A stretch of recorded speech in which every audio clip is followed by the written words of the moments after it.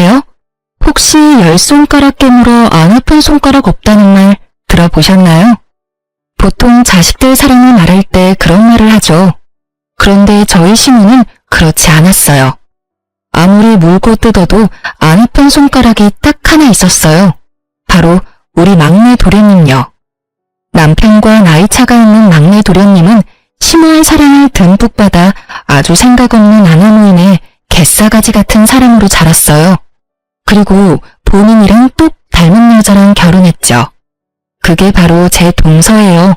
그리고 이 세 사람이 저의 사연글의 주인공이 되는 건 당연한 일이기도 하죠.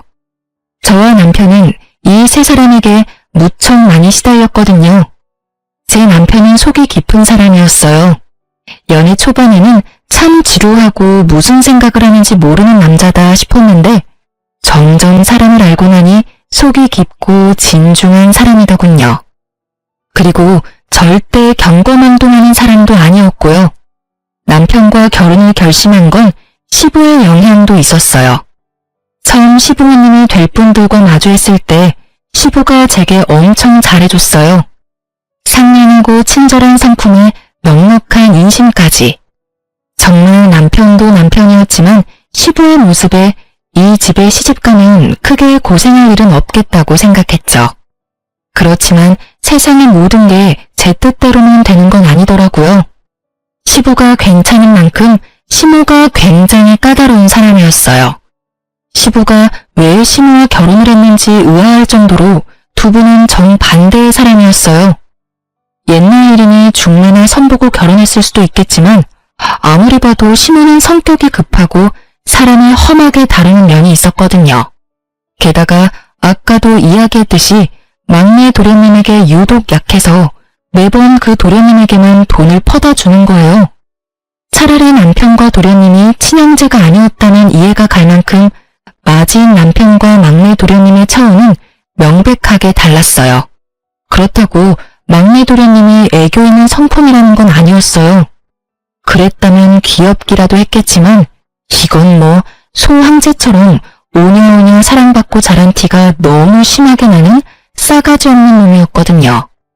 그리고 남편과 막내 도련님의 차별만큼 막내 도련님이 결혼하여 생긴 제 동서와 제 사이에도 그 차별이 그대로 적용됐죠. 막내 도련님은 자기랑 비슷한 사람이랑 결혼을 했더라고요. 그걸 처음으로 알게 된 건 두 사람의 결혼식 때였어요. 시모는 저와 남편 결혼식에는 아무런 선물도 해주지 않았어요. 그런데 막내 도련님과 동서의 결혼식에는 선물을 아주 크게 해주셨더라고요. 두 사람이 살 집도 지원해주고 동서에게 10돈이나 되는 금부치도 선물로 주셨죠. 그때는 정말 서운한 마음이 들었어요. 저와 남편이 결혼했을 때는 너희가 알아서 마련하라는 이야기를 들었거든요. 선물을 바라는 것도 아니고 당시에는 그게 당연한 일이라는 생각을 했는데 막내 도련님의 결혼식을 보면서 뭔가 억울한 기분이 드는 건 어쩔 수 없는 일이었죠. 비교가 되니까요. 금부치에 대한 욕심보다는 그게 시부모의 애정과 관심이라는 생각이 드니까 더 비교되어서 우울했던 것 같아요. 그렇지만 형님 된 제가 동서에게 그런 마음을 가지면 안 될 것 같아 열심히 제 마음을 추스렀지만 생각보다 그게 쉽지 않더라고요. 동서는 아주 대단한 사람이었거든요.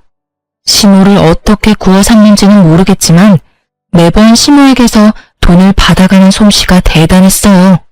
게다가 매번 힘든 일은 빠지는데도 시모는 그런 동서 탓을 하거나 혼낸 적이 전혀 없었어요. 특히 명절이나 김장철에는 절대로 일찍 온 적이 없었어요. 일이 다 끝나고 오는데도 시모는 여전히 동서에 대한 애정뿐이었죠. 한 번은 제가 시모에게 말했어요.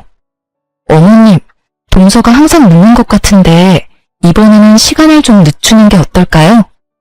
시간을 왜 늦춰? 걔야 일이 있으니 늦는 거겠지. 너 혼자 일하는 게 지금 힘들다고 내 탓하는 거니? 내가 젊었을 때는 이런 건 일도 아니었어. 그러니까 앓는 소리 그만하고 손이나 빨리 움직여. 제가 혼자여서 힘들다기보다 동서가 이 일에 익숙해지지 못해서 실수를 할까봐 그러죠. 여러 번 해봐야 손에 익기도 하고 실수도 없을 텐데. 지금 남 실수 신경 쓸 때니? 너야말로 열심히 좀 해. 넌 매번 하는데도 실수하고 모른다고 하지 않니? 바쁜 사람 괜히 신경 쓰이게 하지 말고 어서 움직여 어서. 매번 제 이야기는 묵살당하기 일쑤였죠. 그게 너무 억울했어요. 그렇게 답답한 마음을 안고 지내던 어느 명절 전날, 저는 시부 혼자만 있는 시댁에서 열심히 요리 준비에 여념이 없었어요. 설날 차례상을 준비하고 손님 대접 음식까지 하려면 손발이 모자랐어요. 시모는 아침부터 나가고 없었어요. 몇 번째인지 모를 명절 전날 아침 출타였어요. 시모는 제가 명절 준비를 하러 오면 본인은 집을 나갔어요. 잠깐 외출한다고 하고요. 그러고는 연락두절이 되었다가 저녁에나 집에 돌아왔죠. 저에게 모든 일을 시키려는 일이라는 걸 알게 된 건 그게 3번째쯤 되었을 때였어요. 몰래 한숨을 쉬며 일을 하는데 전화기가 계속 울리더군요. 바빠서 받지 않으려다가 쉬지도 않고 울리는 전화를 보니 친정엄마였어요. 집에 무슨 일이 있나 싶어 전화를 받았는데 생각보다 급한 목소리의 엄마가 말하더군요. 예, 너희 아버지 지금 구급차 실려갔어. 지금 나뿐인데 너무 무서워 딸. 병원에 와주면 안 되니? 어머니의 목소리는 거의 공포에 질려 있었고 저도 당황했어요. 황급히 시계를 보니 오빠네가 올 시간은 절대 아니었죠. 알았어. 어느 병원인지 문자 보내놔. 지금 당장 갈게. 저는 앞치마를 벗으며 황급히 부엌 밖으로 나왔어요. 시부가 베란다에서 화초에 물을 주고 계시길래 말했어요. 아버님, 정말 죄송한데 지금 친정아버지가 쓰러지셔서 병원에 계시다고 하셔서 당장 나가봐야 할 것 같은데 괜찮을까요? 시부가 깜짝 놀라더니 말하더군요. 많이 안 좋다고 하던가? 응급실 실려갔는데 뇌출혈인 것 같다고 하셔서. 저는 두려움으로 두근거리는 심장을 부여잡고 시부에게 말했어요. 시부는 제게 걱정 말라며 등을 토닥거려주더니 말하더군요. 병원이 어디야? 아침에 택시 잡기도 힘들 테니 내가 데려다 주마. 저는 그렇게 시부의 차를 타고 병원으로 갔어요. 그리고 가는 길에 동서에게 전화를 했죠. 동서, 나야. 혹시 오늘 좀 일찍 올 수 있어?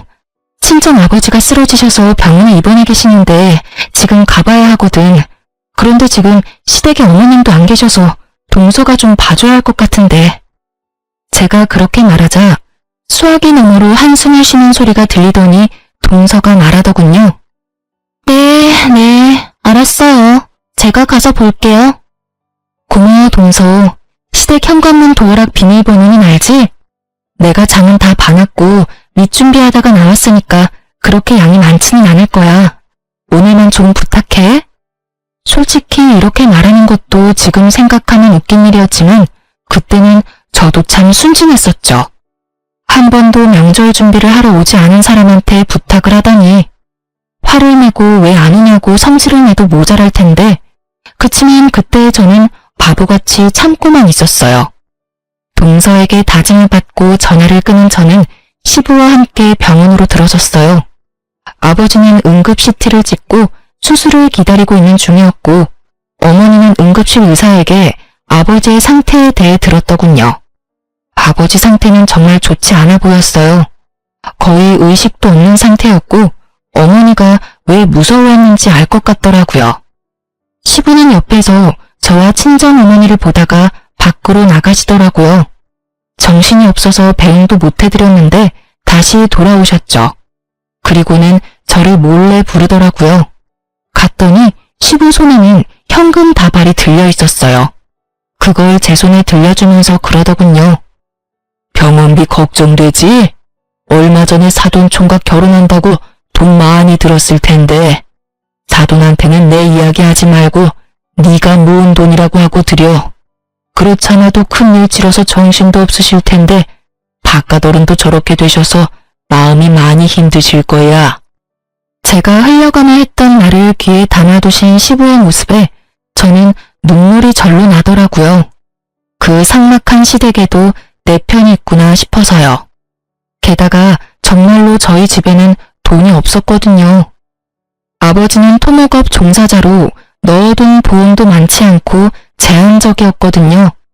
저는 시부에게 연신 감사하다는 말을 했고, 시부는 오래 있는 것도 부담스러울 수 있으니 집에 가 있겠다고 하시고는 가셨어요. 저는 엄마를 위로하며 돈을 건네줬어요.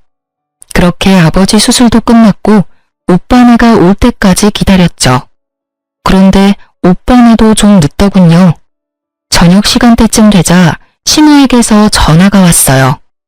예, 넌 도대체 어디 가서 여지껏 안 들어와? 게다가 부엌에 이것들은 다 뭐야?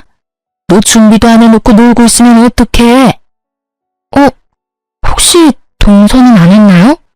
저 친정아버지가 쓰러져서 병원에 와 있다고 동서한테도 미리 연락해서 부탁한다고 말해놨는데. 네 동서야 왔지. 그런데 네 동서는 그런 소리 들은 적 없다고 하는데 무슨 소리야? 항상 하던 대로 네가 명절 준비 다 해놨을 거라고 생각하고 지금 집에 왔는데 애들 대접해줄 것도 없고 이게 무슨 꼴이야 대체? 저는 너무 억울했어요. 분명히 동서에게 말했는데 동서가 거짓말을 하는 말이죠. 그렇게 실랑이를 하는데 오빠네가 왔길래 저도 황급히 시댁으로 돌아왔어요. 시댁에 들어가니 시무가 한껏 화난 얼굴로 절 기다리고 있더군요. 너 요즘 막 나가는 거 아니니? 네가 맏며느리인데 이런 식으로 굴면 밑에 애가 뭘 보고 배워? 어머님, 제가 말했다시피 저 병원에서 이제 오는 길이에요. 친정 아버지 쓰러지셔서 병원 갔다 왔다고요. 그리고 동서한테도 제가 아침에 미리 말했고요. 전화를 받긴 했는데 변명치고는 좀 허접하잖아요. 형님이 힘드셔서 일을 쉬고 싶으셨던 건 이해하는데 아버지가 아프다니 어떻게 명절에 일하기 싫다고 아버지를 팔아먹어요? 그래서 내 말이 거짓말 같아서 안 했다고? 동서는 내가 하는 말이 다 거짓말로 들리나 봐. 내가 하는 말이 가짜게 들리지? 이 정도쯤 되니 저도 참을 수 없었어요. 열받아서 말도 험하게 나올 수밖에 없었죠. 집안에는 시부도 남편도 막내 도련님도 없었고 여자 세 분이었고 그 중에 2명은 아주 찰떡같이 붙어 있었으니까요. 어디서의 기를 죽여? 잘못은 네가 했는데 왜 막내를 혼내? 그리고 네 아버지가 아프면 우리 집 차례상 말아먹어도 되니? 정신 차려. 너희 집 시집와서 친정에 신경 쓰는 거 아니다. 아무리 일하기 싫고 친정에 가고 싶어도 이런 식으로 다 내팽겨치는 건 아니지. 내팽겨친 거 아니라고요. 아버지 아프셔서 갔다는데 왜 제 말을 못 믿으세요? 믿을 수가 있어야 믿지. 그래, 여태까지 일 혼자서 하려니 힘들디? 아예 차라리 영원히 우리 집에서 일 못하게 만들어줘? 시무의 말에 상처만 받아가던 그때 현관문이 열리고 시부가 들어왔어요. 뭐 하는 짓들이야? 당신은 빠져있어요. 첫째 며느리가 명절에 일하기 싫다고 도망갔는데 당신은 어디 있다 지금 들어와요? 내가 밖에서 듣다 기가 차서 들어왔어. 두 사람 왜 그렇게 첫째 며느리를 못 잡아먹어서 안달이야? 친정아버지 아파서 병원 갔다 왔다는데 그거 하나 이해 못 해주는 게 어른이야? 둘이서 사람 하나를 이렇게 내몰아. 그거 다 거짓말이죠. 당신은 순진에 빠져서는. 내가 봤어. 내가 보고 왔다고. 안사돈 전화 왔을 때 내가 며느리 병원까지 데려다 줬어. 뇌출혈로 수술하셔야 된다는 의사 말까지 다 듣고 왔다고. 네? 시무가 당황한 표정으로 시부와 저를 번갈아 보더군요. 그러더니 당황한 얼굴로 그러더군요. 넌 그러면 처음부터 그렇다고 이야기하지 그랬어. 왜 말도 안 하고 우리를 나쁜 년으로 만들어? 제가 말씀드렸는데 믿지도 않으신 건 어머님이랑 동서잖아요. 왜 제 말이 거짓말처럼 들렸는데요? 제가 매번 혼자 일하다가 명절 정말 뜬금없이 아버지가 아프다고 하니까 거짓말이라고 생각하신 거예요. 그러니까 좀 더 신빙성 있게 말을 했으면. 봐봐. 첫째한테만 일 시키고 막내 며느리를 그렇게 끼고 도니까 이런 일이 벌어지는 거 아니야. 누구는 일하고 누구는 매번 늦고. 막내 며느리, 너는 도대체 매번 뭘 하느라 늦게 와? 일찍 와서 네 형님 도와줄 생각도 안 하고. 시무에 이어 동서까지 까내리며 혼내는 시부 앞에서 두 사람은 아무 말도 못하고 눈깔만 내리깔고 있더군요. 덕분에 저는 속이 시원했고요. 앞으로 명절에 요리하는 거 둘째 며느리 오기 전까지는 아무도 손대지 마라. 요리는 다 같이 모여서 하는 거야. 알아들었어? 시부의 그 말 덕분에 동서는 꼬박꼬박 일찍 오게 됐어요.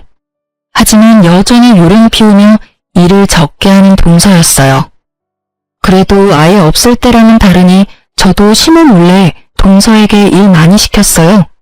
일 안 하려고 하면 시부를 부르는 신용을 하면서요.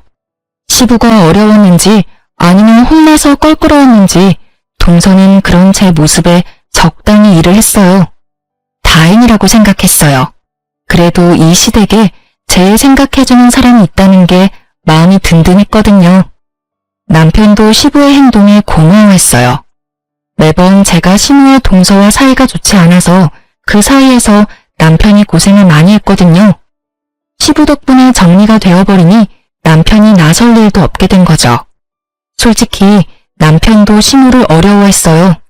친자식인데도 남편에게 건 기대가 많았던 만큼 자기가 원하는 대로 하지 않은 큰아들에게 실망도 많았던지라 항상 남편을 탐탁치 않게 대했거든요. 그렇게 한동안 평화가 이어지나 싶었는데 사고는 여차하는 순간에 발생하더군요. 시부가 교통사고를 당했다는 연락을 받은 거죠. 생각보다 너무 안 좋은 상황이었고 병원에서도 장기간 입원을 해야 할지도 모른다고 할 정도였어요. 그렇지만 시부는 당장 급한 수술만 하고 집으로 돌아가고 싶다고 하셨죠. 아마 병원이라는 공간이 주는 두려움 때문이었던 듯해요. 어찌됐건 집이 편하니까. 시부의 의견을 듣고 시모는 저와 동서를 불렀어요. 급한 수술 끝나면 아버지 집으로 돌아오실 거다. 상태도 많이 안 좋고 그냥 병원에 있으면 좋으련만 무슨 양반이 저렇게 고집이 센지 무조건 집에 오겠다는구나. 둘 중에 누구든지 한 사람은 합가해. 나 혼자서 아버지 돌보는 짓 나는 못해. 내 나이가 젊은 것도 아니고 다 늙어 빠져서 지금 남편 수발 들어야겠니? 며느리가 둘이나 있으니 둘 중에 누구라도 들어와라. 시모 말에 동서가 제 얼굴을 슬쩍 쳐다보더군요. 형님이 아무래도 아버님이랑 많이 친하시고 시댁에도 많이 익숙하시니까 형님이 합가하는 게 낫지 않을까요? 자신이 하고 싶지 않다는 말은 절대 하지 않고 저만 들먹이는 동서를 보며 제가 시모에게 말했어요. 저희가 합가할게요. 제 말에 동서가 옆에서 박수를 치며 한껏 좋아하더군요. 역시 형님이세요. 아버님도 편하게 쉬실 수 있겠어요. 당연히 그래야지. 네가 맏며느리 아니냐? 합가는 당연한 일이지. 그러니까 생색내지 마라. 네가 잘한 게 아니라 네가 그렇게 하는 건 당연한 일이니까. 네, 그런데 집은 놔두고 몸만 들어와도 될까요? 그의 직장이 시댁에서는 너무 멀어서 출퇴근이 어려울 것 같아서요. 대출금 나가는 것도 크게 없으니까 그 집은 놔뒀으면 해요. 그건 너희 알아서 하고 네 아버지 들어오기 하루 전에 짐 정리하고 들어와. 앞으로 아버지 일은 네가 다 책임지고 하거라. 시모는 그렇게 말했고 동서는 왜인지 모르게 눈을 반짝거리더군요. 시부가 들어오고 저는 합가에서 살며 시부의 수발을 들었어요. 남편도 제가 고생하는 걸 보고만 있을 수는 없었는지 저녁에는 아버님 몸 씻기는 걸 도와줬죠. 저는 식사할 때 도와드리고 이동하는 걸 도와드렸어요. 우리는 맞벌이였지만 시부의 상태가 워낙 위중하니 제가 일을 그만두고 시부 수발을 들었어요. 그런데 시부 수발된 지 한 달쯤 됐을 때 시모가 부르더군요. 너희 집 지금 비어있지? 네, 비어있어요. 그 집 파는 게 어떠냐? 네? 갑자기 남의 집을 왜 팔라는 건지 이해가 안 가서 벙찐 채로 되물었어요. 우리 집에 빚이 좀 있어. 그거 팔아서 빚을 좀 갚으면 될 것 같아서 그래. 어차피 안 쓰는 집인데 팔면 어떠니? 어머님, 그 집은 팔지 않기로 했어요. 남편 직장에서 가깝기도 하고 아이를 위해서 신중하게 고른 곳이기도 하고요. 장기간 사용하지 않을 거면 월세로 내놔도 좋을 물건이에요. 굳이 지금 파는 건 좀 아닌 것 같아요. 아니, 너는 시댁이 힘들다는데도 눈 하나 깜짝 안 하니? 죄송하지만 어머님, 그 집은 저희들 돈으로만 마련한 집이에요. 만약에 돈이 필요하시면 동서는 막내 도련님한테 말해보세요. 돈 많이 빌려주셨잖아요.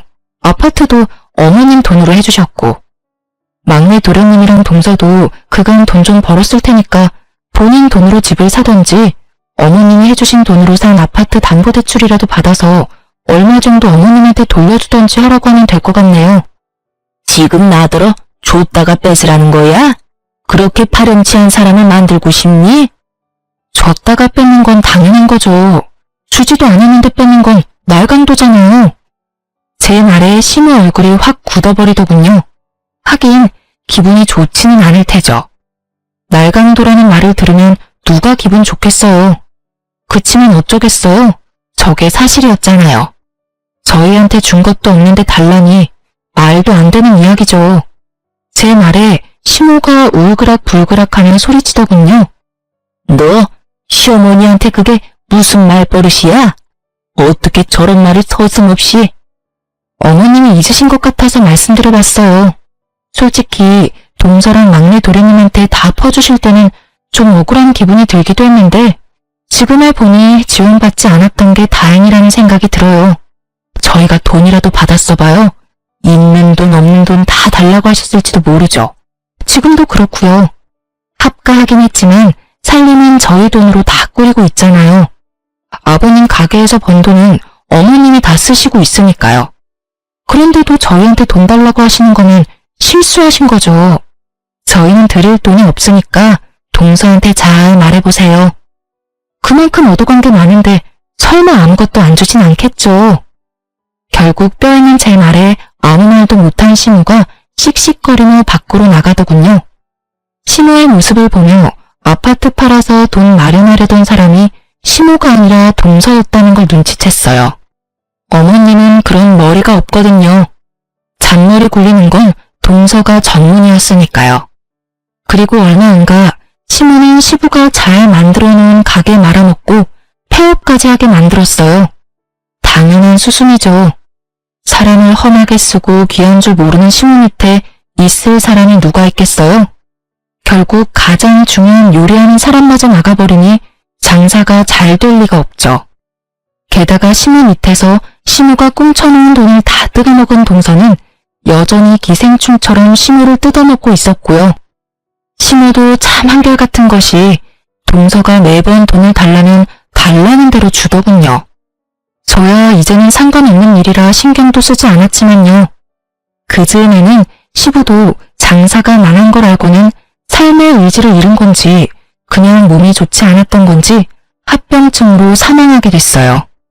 저는 그때까지도 시부의 소발을 지극정성으로 들었어요. 제가 힘들 때 도와준 사람에게 이 정도 도움을 드리는 건 아무것도 아니라고 생각했고 그게 인간의 도리라고 생각했으니까요. 그리고 장례를 다 치르고 시댁에 돌아와서 시댁 식구들이 있는 곳에서 말했어요. 아버님이 돌아가셔서 저희 식구는 이제 합가의 의미가 없다고 생각해요. 저희는 이제 원래 저희가 있던 집으로 돌아가겠으니 앞으로는 동서가 어머님에서 합가해서 지내. 여태껏 내가 아버님 수발 들었는데 이제는 동서가 좀 해야지. 그리고 어머님도 나보다는 동서를 더 좋아하시니 동서가 합가해서 어머님 모시는 게 맞는 것 같아. 형님, 그건 아니죠. 그때는 아버님이 아프셔서 형님이 일시적으로 합가하신 거고 아버님이 돌아가셨으니 합가는 이제 없는 일인 거잖아요. 굳이 저희가 합가를 할 필요가 없는 것 같은데? 동서, 아버님 이제 막 돌아가셨어. 어머님 기분이 어떠시겠어? 이 집에 마음 맞는 사람이라도 있어야 어머님이 마음이라도 편하게 있으실 수 있잖아. 동서는 왜 그렇게 생각이 없어? 나조차고 이래? 어머님 혼자 남으셨는데 남은 가족들이 신경 써야 할 거 아니야. 그리고 여태껏 동서가 어머님한테 받은 게 얼만데 이 정도도 못해? 여태껏 받은 거 돌려드린다 생각하고 잘 모셔. 그리고 어머님한테 받은 돈으로 마련한 집은 팔고 들어오는 거 잊지 마. 제 말에 시모는 환하게 웃으며 반겼고 동서는 완전 죽상을 하더군요. 물론 시모 앞에서는 그런 표정 짓지는 않더라고요. 하긴 시모에게 뜯어먹은 게 얼마인데 양심이 있으면 그런 얼굴 하면 안 되죠. 좋다고 합가하겠다고 넙죽 받아도 모자랄 판에. 그렇지만 동서의 그 모습을 보니 저도 입가에 웃음이 저절로 떠오르더라고요. 앞으로 고생하게 될 동서의 미래가 머리에 자연스럽게 그려졌으니까요. 결국 동서는 시모의 압박으로 집을 팔고 시댁으로 들어오게 됐어요. 그리고 집 판 돈은 시모에게 흘러 들어갔죠. 시부의 장사가 망해서 폐업했다고 했잖아요. 그것 때문에 빚진 게 좀 있었거든요. 결국 그 빚 갚는 데 돈이 다 들어가는 바람에 아무것도 없이 시댁으로 들어온 거죠. 저희는 시모와 연락을 끊게 됐어요. 자연스레 그렇게 된 것 같아요. 그쪽도 저희한테 관심이 없었고 시부가 없는 시댁은 저희가 관심이 없었죠. 시부의 재산은 시모에게 넘어갔어요. 시부 명의의 집과 가게였죠. 저희는 그런 거 관심 없었어요. 우리 힘으로 만든 집이 있었으니까요. 그리고 시부의 수발을 들던 중에 시부에게 한 가지 언지를 받은 게 있었어요. 시부가 돌아가시기 전에 저한테 그랬어요. 며느라가 내가 내 욕심에 병수발 시킨 것 같아 미안하다. 아버님, 제가 하고 싶어서 하는 거예요. 저희 집 힘들 때 도와주신 것도 아버님이시잖아요. 저는 아버님에게 어떻게든 도움이 되고 싶어서 합가하기로 한 거예요. 그러니까 그런 말씀 마세요. 그래, 내가 보니 네 시어머니가 장사를 다 말아먹고 있더구나. 10년 넘게 같이 일하던 직원도 잘라버리고 내가 죽고 나면 이 집에 제대로 남아있을 재산이 없어. 재산 없으면 뭐 어때요? 집만 있으면 어떻게든 사라져요. 자식도 둘이나 있으니 용돈도 필요한 정도는 드릴 수 있고요. 너희 시어머니 걱정하는 건 아니다. 그 사람은 그런 걱정 안 해도 악착같이 살 사람이거든. 내가 걱정하는 건 첫째랑 너다. 여태껏 해준 것도 없이 마음고생만 시키고 결국에는 병수발까지 시키니. 그러니까 내가 몰래 넣었던 생명보험 며느리 네 이름으로 바꿔놓을 테니까 그거 수령해서 손주 키워가며 잘 살아라. 막내는 이미 많이 가져갔어. 없어도 잘 살겠지. 시부에게 유언처럼 그 말을 들을 때 어찌나 마음이 아팠는지 몰라요. 그래서 저는 시부의 사망보험금을 여전히 손도 못 대고 있었어요. 수령은 했지만 쓰기가 미안하고 아까운 기분이 들어서요. 시모와 동서는 모르는 돈을 받았으니 시모가 시부 유산을 나눠주던 안 나눠주던 상관하지 않았어요. 그렇지만 시댁에서는 난리가 났더라고요. 시부의 재산이 얼마 안 된다는 걸 알게 된 동서가 본성을 드러내기 시작했거든요. 시모 곁에 붙어서 입안에 혀처럼 굴며 단물 쓴물 다 빼먹던 동서가 이제는 시모가 아무것도 없다는 걸 알고 홍대하기 시작한 거예요. 저와 연락 한 번 없던 시모가 처음에 전화했을 때 두 사람이 어지간히도 틀어졌구나 짐작할 수 있었어요. 예, 내 말 좀 들어보렴. 내가 얼마 전에 수영교실을 가기로 했거든. 그런데 준비물이 생각보다 많더라고. 게다가 나이도 늙은 사람이 싼 거 걸치고 가면 사람들이 얼마나 욕하겠니? 그래서 수영복이랑 수영장에 갈 준비물 산다고 돈 좀 달랬더니 세상에 문화센터에 네 동서가 전화해서 취소해버린 거 있지? 뭐 저런 애가 다 있는지 모르겠어. 게다가 아침 저녁으로 식사도 안 하고 음식도 맛없고 청소도 안 해서 뭐라 했더니 어머님이 집에서 쉬고 계시니까 어머님이 좀 하세요 라고 하더라니까. 이 정도면 사람이 바뀐 거 아니니? 어떻게 나를 감쪽같이 속일 수가 있어? 동서가 좀 너무하네요.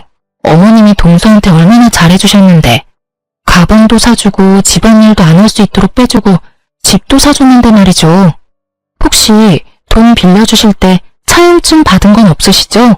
그거라도 있으면 어떻게든 되지 않을까 싶은데 그래도 가족끼리 그런 걸로 이야기하는 것도 좀 그렇긴 하죠. 제 말을 듣던 시모가 갑자기 조용히 뭔가 생각하는 것 같더니 급하게 전화를 끊더군요. 그래도 급하다고 저한테 네가 대신 자기를 돌보라는 말은 안 하더군요. 하긴 한번 해보니 저와 시모가 얼마나 맞지 않는지 알게 됐으니까요. 그리고 그 뒤에 남편을 통해서 알게 됐어요. 시댁에서 시모와 동서가 돈 때문에 난리 났었다고 하더라고요. 돈 없다고 시모 홀대하던 동서가 결국 시모가 드리는 차용증에 먼저 나가떨어진 거죠. 동서는 시모가 차용증을 가지고 있다는 걸 몰랐더라고요. 모를 수밖에요. 어머님이 아들을 통해서 받아두셨더라고요. 아버님이 악착같이 살 거라는 말이 빈말은 아니었던 거죠. 동서가 시모에게 원룸 하나 얻어줄 테니 따로 살자는 말을 했을 때 시모가 차용증을 들이밀면서 그 돈 다 갚으면 나가준다고 했다더군요. 처음 보는 차용증과 자기를 부양하라며 악쓰는 시모 모습에 동서도 진절머리가 난 모양이더라고요. 그렇지만 이 상황도 웃기긴 마찬가지잖아요. 엄연히 동서가 살고 있는 집은 시모 소유이고 얹혀 사는 사람은 동서네인데도 마치 자기가 주인인 척 진짜 주인을 쫓아내려고 하다니 동서도 여간 내기는 아닌 거죠. 게다가 두 사람의 다툼에서 동서도 지지는 않더군요. 시모가 차용증으로 협박하는 협박을 하자 동서도 시모 협박에서 벗어나고 싶었던 모양이에요. 그래서 하면 안 될 방법을 생각해낸 거였죠. 시모가 가진 집을 팔아버리려 했다더군요. 당연히 그렇게 되지는 못했고요. 그리고 그걸 알게 된 시모는 시모가 가진 집을 담보로 대출을 한껏 받았더라고요. 동서가 나쁜 짓을 꾸며도 절대 손해는 보지 않으려고요. 참 대단한 고부간이죠. 어쩜 이렇게 하는 짓들이 똑같은지. 결국 마지막은 시모의 가출이었죠. 시모가 동서에게 져서 나온 게 아니라 시모가 동서에게 준 것을 모두 빼돌려서 나온 거더라고요. 그렇게 가출해서 방문한 곳이 저희 집이었어요. 시모가 처음에 찾아왔을 때 저와 남편은 절대로 시모를 받지 말자고 미리 이야기를 나눈 상태였어요. 남편도 남편대로 시모에게 실망한 것이 컸고 저는 저대로 시모에게 당한 세월 때문에 용서가 되지 않았죠. 시모는 대뜸 오자마자 그러더군요. 예, 너희 집이 많이 좁네. 나까지 같이 살려면 좀 더 큰 집으로 이사 가야겠다. 너희 그 정도는 되지? 이 집도 대출 없이 샀잖니? 어머니, 저희는 다른 데로 이사 갈 생각 없어요. 그리고 어머니는 지금 집이 있으시잖아요. 막내가 모시고 있는데 여기는 왜 오신 거예요? 남편 말에는 가시가 있었어요. 그 말에 시모가 쌍심지를 켜고는 눈을 부라리며 남편에게 소리치더군요. 넌 내 아들이야. 내가 내 아들 집에 오는 게 무슨 잘못이니? 그러면 넌 이 엄마를 모시기 싫다는 거야? 네, 저는 이미 어머니가 제 처하고 저를 동생네와 차별할 때부터 그렇게 생각하고 있었어요. 그래서 분가할 때 동생을 어머니한테 붙여줬잖아요. 그때 좋아하셨던 것도 어머니셨죠? 이제 저희는 더 이상 다른 볼일 없다고 생각하는데요. 볼 일이 왜 없어? 엄마가 부르면 와야 하는 게 자식된 도리지. 네가 싫다고 해서 네가 나를 부양해야 할 의무에서 자유로워지는 거 아니야. 너희들은 나를 부양해야 할 의무가 있다고. 어머니, 저희는 이미 아버지 병수발까지 들어가며 부양했어요. 나머지는 동생이 할 일이죠. 그리고 솔직하게 말해볼까요? 아버지가 남긴 유산, 저희 몫은 아무것도 없었잖아요. 어머님이 쥐고 안 놓아주셨으니까요. 그래서 저희도 어머니하고 할 말 없어요. 남편은 시모에게 냉정하게 말했어요. 말투가 냉정했을 뿐 하는 말은 모두 사실이었죠. 그렇지만 시모는 그게 마음에 들지 않았던 모양이더라고요. 그래서 너희가 받은 거 없다고 지금 나한테 이러는 거니? 네, 그러니까 저희한테 부양하라 마라 말하지 마세요. 그게 그렇게 마음에 걸렸으면 말을 하지 그랬어. 내가 지금이라도 한몫 떼주마. 원하는 금액이 얼마야? 내가 그냥 나온 줄 아니? 나도 돈 가지고 나왔어. 정말 자식이라고 둘 있는 것들이 돈만 밝혀서는. 저희는 돈 필요 없어요. 아버지가 남겨준 보험금 있으니까요. 그거 가지고 쓰면 되니까 어머니까지 저희한테 돈 쓸 생각하지 마시고 그걸로 막내나 잘 구슬려 보세요. 남편이 그렇게 말하고는 열이 받는지 자리를 떴어요. 시모는 남편 뒤를 쫓으며 황급히 물었죠. 야, 보험금? 무슨 보험금인데? 나는 그런 거 못 들었어. 너희 나 속이고 돈 가져갔어? 시모가 난리 치길래 저도 결국 시모에게 말했어요. 아버님이 돌아가시기 전에 제 앞으로 수령인 바꿔주셨어요. 그래서 어머님이 몰랐을 수도 있어요. 그 돈에 대한 권리는 저한테 있어요. 그래서 어머님이 저희한테 아버지 재산 나눠주지 않아도 별말 안 했고요. 그런 게 어딨어? 남편이 사망했으면 보험금은 아내가 갖는 게 당연한 거 아니니? 설마 너희 수령인 조작한 거 아니야? 시모는 자기 생각대로 열심히 소설을 쓰고 있었어요. 그래서 제가 말해드렸죠. 아버님이 직접 저를 데리고 보험사 가서 바꾼 거예요. 어머님이 아버님 병원 진료 데리고 가셨으면 수령인이 바뀔 일도 없었겠지만 어머님은 저한테 아버님 일 다 맡기셨잖아요. 못 믿겠으면 보험회사에 직접 연락해보시던가요. 시모는 어느 보험회사인지 알아내서는 집을 나갔어요. 어디로 가는가 싶었더니 집 나왔던 동선으로 다시 돌아갔더군요. 사망보험금 앞에 다시 뭉치기로 결정한 모양이었어요. 참 한결같고 참 똑같은 고부였어요. 결국 동선에도 시부가 남긴 보험금에 대해 알게 됐죠. 그리고 두 사람은 번갈아가며 저희 집에 찾아와 저희에게 돈 내놓으라며 난리를 피우더군요. 남편은 평일에는 항상 늦게 오는지라 이 사람들을 만날 수 없었으니 결국 이들을 상대하는 건 저였어요. 그리고 저는 더 이상 참지 않았어요. 돈 내놔. 네가 뭔데 우리 남편 보험금을 가져가? 그 보험금 내 거라고. 그래요. 형님이 무슨 수로 아버님 깨어내서 보험 수령인 바꿨는지는 모르겠지만 저희는 그거 용납 못한다고요. 용납을 못하면 뭐 어쩔 건데? 수령인이 전화로 바꾼 것도 아니고 아버님이 직접 가서 본인 의지로 말해서 바꾼 거야. 그건 보험회사에서도 확인 가능한 건데 혹시 전화 안 해본 거야? 아, 몰라요. 암튼 왜 아버님 보험금을 형님이 다 가져가냐고요. 아버님 남은 재산을 다 가져간 건 어머님이랑 동서지 내가 뭘 가져갔어? 내가 가져간 것보다 더 많은 걸 동서가 가져갔을걸? 보험금을 나눠 갖고 싶으면 아버지 재산도 나눠 가졌어야지. 왜 줘야 할 건 안 주고 정당하게 받은 내 것을 빼앗으려 들어? 하긴 그 나물에 그 밥이라고. 어머님하고 똑같이 동서도 낡은 돈에 칼만 안 들었지 아주 협박하는 수준이 대단하네.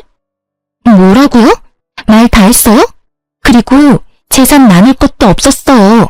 빚만 가득해서 쥐뿔도 없었는데 무슨? 그래, 네 시아버지 죽으면서 재산 한 푼 남겨준 거 없어. 다 빚덩어리였지. 그거 갚느라고 아직도 고생 중인 건 너희 모르니? 당연히 아버지 사망보험금은 그 빚 갚는 데 쓰는 게 맞는 거지. 어머님, 그걸 빚 갚는 데 쓰면 어떡해요? 그 돈은 저희한테 주셔야죠. 어머님 말대로 집 팔고 들어왔다가 손해를 얼마나 많이 본 줄 아세요? 저희 집 판 돈으로 빚을 갚았으니까 그 돈은 저희한테 줘야 하는 게 맞는 거죠. 여기서도 동서의 기적의 논리는 계속되더군요. 동서네 집 자체가 시부모의 돈으로 된 시부모 명의의 집인데 그걸 팔았다고 그 집이 자기 집이 된 것처럼 말하는 게 참 인상 깊었어요. 보험금은 제 손에 있는데 두 사람은 서로 자기가 가져야 된다며 앞에서 참 열심히도 싸우더군요. 남의 집 앞에서 그만들 하세요. 그 보험금의 수령인은 저고 이미 제가 받았어요. 법적으로 문제될 소지 전혀 없으니 돌아가세요. 돌아가지 않고 계속 여기서 시끄럽게 구시면 지금 당장 경찰서에 신고할 거예요. 예, 넌 내 며느리야. 세상에 아무리 사이가 틀어졌어도 시어머니를 내쫓는 며느리가 어딨어? 내가 너희한테 뭘 그렇게 잘못했어? 네 남편 키워준 게 나야. 클 때는 이거보다 돈 더 많이 들어. 배은망덕한 것들이. 어머님, 저는 어머님 자식 아니에요. 그리고 저 결혼한 이후로 어머님이 저한테 뭔가 해주신 적 단 한 번도 없었어요.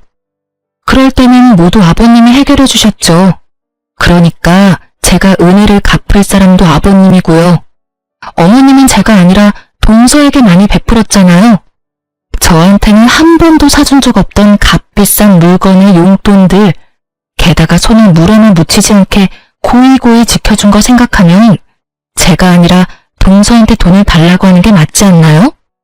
그리고 제 남편이 클 때 얼마를 썼는지는 모르겠지만 양육은 당연한 거고 그걸 받으려고 하시는 게 어이없는 일이죠. 어머님이 첫째 아들에게 잘해주셨으면 첫째 아들이 어련히 알아서 잘 챙겨드리지 않았겠어요? 매번 차별당하면서 컸는데 뭔가 받으려고 하시는 것 자체가 너무 뻔뻔하다는 생각 들지 않으세요? 그리고 분명히 말씀드리는데 아버님 보험 수령인은 저예요. 남편이 아니라. 남편 키워준 걸 내세워서 받으려고 하지 마세요. 저한테 해준 것도 없으면서 어떻게 여기까지 와서 이렇게 뻔뻔하게 행동하실 수가 있어요? 정말 어이가 없어서. 그리고 동서도 마찬가지야. 아버님 수발 들라고 했을 때 나한테 합가하라고 등 떠민 게 동서였잖아. 그래놓고 아버님 사망보험금은 나눠 가지겠다.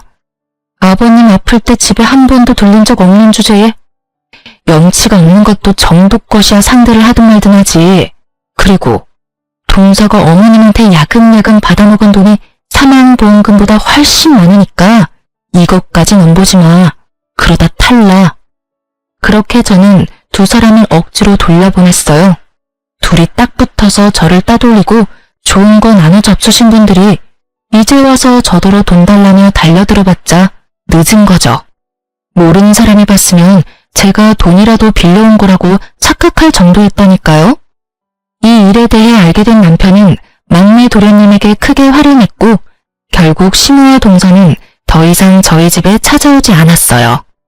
시무와 동서가 어떻게 되었는지 나중에 듣고는 한참을 몰래 웃어야 했어요. 동서와 막내 도련님은 결국 시무를 요양원에 보내버렸어요. 시무가 매번 동서와 부딪히게 되고 동서가 막내 도련님에게 매번 잔소리를 하게 되는 악순환이 반복되면서 결국 막내 도련님이 포기한 거죠. 게다가 그때쯤 고관절 골절로 병원에 입원하게 되었으니 요양병원에서 요양원으로 자연스럽게 이동시켰더라고요. 동서에게 이것저것 퍼줄 때는 이런 결과를 전혀 예측 못했겠죠.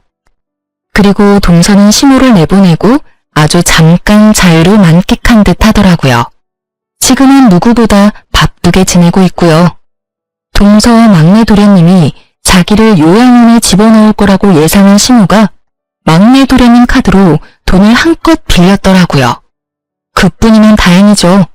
저번에 시무가 저희 집에 왔을 때 시댁집을 담보로 대출까지 받아왔었잖아요. 시무가 그 돈들을 아무도 모르는 자기 통장에 다 넣어두고 내주질 않았더라고요. 그 탓에 동서와 막내 도련님은 어거지로 자신들의 앞으로 된 대출금을 갚느라 개고생 중이더라고요. 시무 명의의 집 대출금은 엄밀히 따지면 동서네가 빌린 대출은 아니지만 동서네가 그 전에 살던 집을 팔고 시댁에 들어왔으니 나가면 딱히 갈 곳이 없잖아요. 그래서 지금 있는 집이라도 지키려면 억지로 그 돈을 다 갚아야 되는 거였죠. 발등에 불 떨어진 그쪽 집안과는 다르게 저희는 평범하고 평온하게 잘 지내고 있어요. 두 사람은 사람을 함부로 다룬 벌을 받고 있는 거겠죠. 그래서 그런지 요즘은 뿌린 대로 거둔다는 말이 마음에 확 와닿아요. 자기가 싼 똥 열심히 치우는 두 분 덕택에 오늘도 선량한 마음으로 관대한 마음으로 사람들을 대하고자 노력하고 있으니 이럴 때는 두 사람에게 감사한 마음도 드네요. 제 시댁 이야기는 여기까지입니다. 지금까지 긴 사연 읽어주셔서 감사해요.